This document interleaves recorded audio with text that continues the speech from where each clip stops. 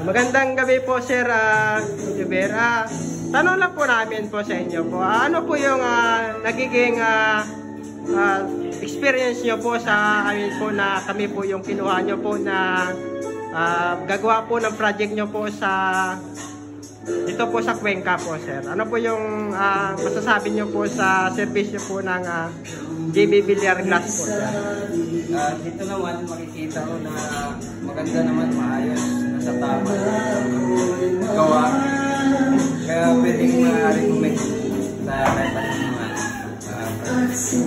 Maraming pong salamat, Sir, sa pagtiwala mo po sa JB Villar Glass at next time po, Sir, wag po kayong magsawa, Sir, na kukunin po kami at bibigay po namin yung best po namin, Sir, na servisyo po para sa inyo po. Maraming pong salamat, Sir, sa pagpautak nyo po.